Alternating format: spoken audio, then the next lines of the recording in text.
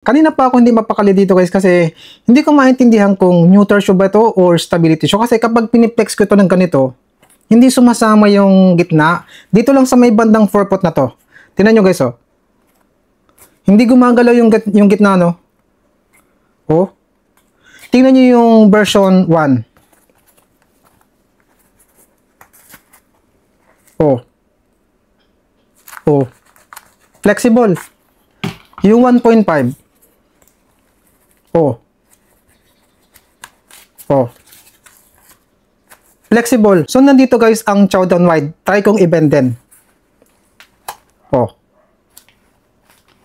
Flexible. Sa mga naghihintay ng sapatos na ito na guys, pag-uusapan na natin itong Anta Travel PG7 2.0. Nandito guys ang unang version. Ang sarap nitong itakbo. Napakalambot kasi ng midsole nito. Comfortable yung nararamdaman ko dito kapag tumatakbo ko.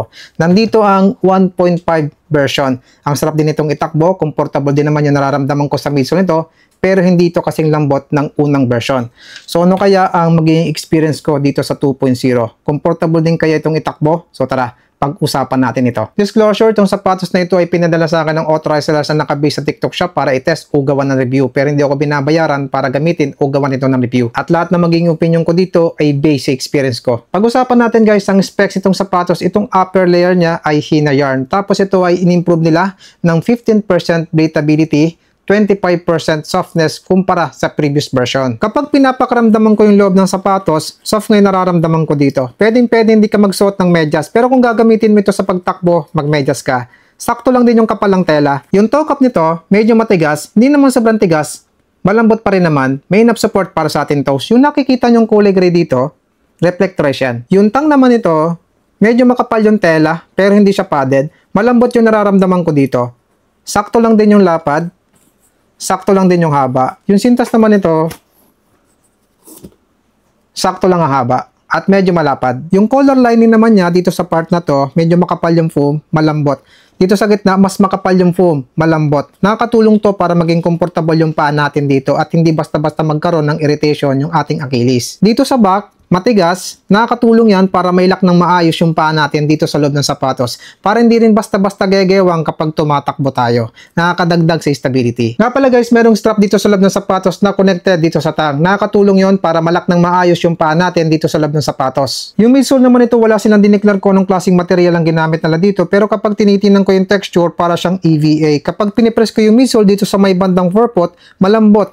Try ko dito sa may bandang heel. Malambot din. Wala akong nakitang details kung gaano kakapal ang midsole nito. Wala din ako nakitang details kung ano ang drop nitong sapatos. Pero nandito yung mga previous version. Try natin pagkumparahin yung kapal ng midsole nila. So, nandito yung unang version. Halos magkapareha sila ng kapal. Tingnan nyo guys oh. At dito naman sa 1.5 version. Para mas makapal yung midsole ng 2.0 kaysa dito sa 1.5 version. Tingnan nyo guys oh.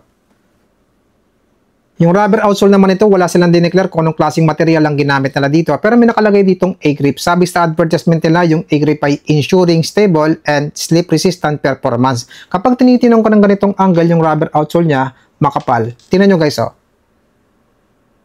Dito sa kabila.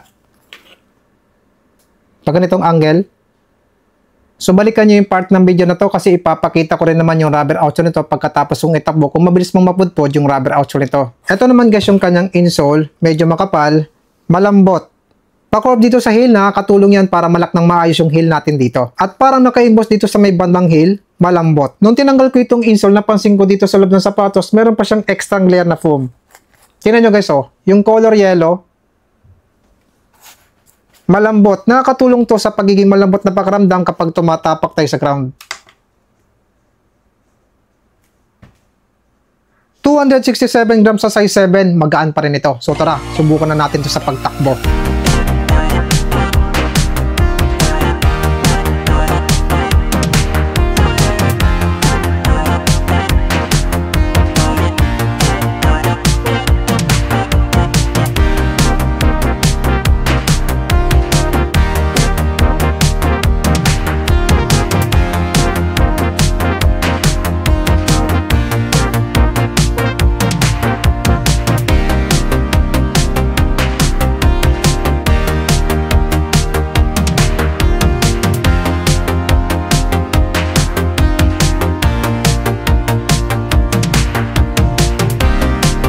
So bago natin pag-usapan kung ano naging performance ito, baka pwede naman yung i-like yung video ko. Pa-subscribe naman po ako, wala naman ba ito, malaking tulong ito sa paggagawa ko ng video na ina-upload dito sa YouTube. Maraming salamat po. Ang naging fitting nito sa paa ko, dito sa toe box, yung footbed niya sakto lang ang lapad. Yung upper layer naman hindi masyadong pombok, pero hindi naman ako nasisikipan dito. Saktong-sakto lang sa paa ko. Dito naman sa gitna, sakto lang din yung nararamdaman ko dito, hindi maluwag at hindi rin masikip. At meron ako nararamdaman dito na support sa arch ko. Sa mga flat-footed dyan, pwedeng-pwede nyo ito magamit. Dito naman sa heel, sakto lang din yung nararamdaman ko dito, hindi maluwag at hindi rin masikip. So para sa akin itong sapatos ay pwedeng-pwede sa malapad na paa, sa medyo malapad na paa, sa normal na lapad na paa at sa narrow ang paa. Pagdating naman sa sizing nito, ito po ay true to size. Ang midsole naman ito merong maayos na cushioning at napaka-comfortable na nararamdaman ko dito dahil ang lambot nito. Dahil doon, pwede natin magamit ito sa easy run, long run, LSD at recovery run. Sa pagiging responsive naman ng midsole nito, meron ako nararamdaman na bouncy feeling nito sa mabagal na pace pero hindi ganun kalakas. At mabagal yung reaction ng midsole nito kasi malambot ito. Pero sinubukan ko pa rin itong itakbo ng mabilis na pace para malaman ko kung ano yung response ng midsole nito sa mabilis na pace na umabot ng 3 minutes and 46 seconds.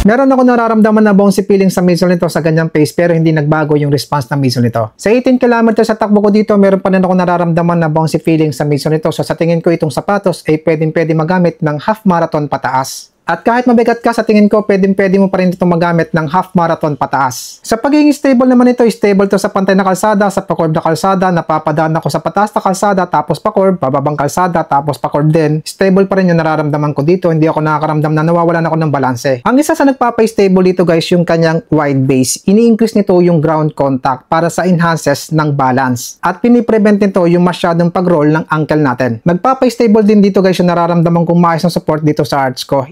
I-stabilize na yung midfoot ko para ma-maintain ko yung natural position ng paa ko habang tumatakbo. Nakadagdag din yung rubber outsole nito sa pagiging stable nito kasi makapit sa kalsada. Ang breathable din ng upper layer nito kasi nung tumatakbo ko, hindi ako nakakaramdam na umiinit yung paa ko dito sa loob ng sapatos at nung tumakbo ko ng bilis, hindi ako nagkaroon ng hot spot sa talampakan ko. Kanina pa ako hindi mapakali dito guys kasi hindi ko maintindihan kung neutral shoe ba ito or stability shoe kasi kapag piniplex ko ito ng ganito, hindi sumasama yung gitna. Dito lang sa may bandang forefoot na to. Tingnan nyo guys oh. Hindi gumagalaw yung gitna, no? Oh. Tingnan nyo yung version 1. Oh. Oh. Flexible. Yung 1.5. Oh. Oh. Flexible. So, nandito guys ang chow down wide. Try kong i-bend din. Oh.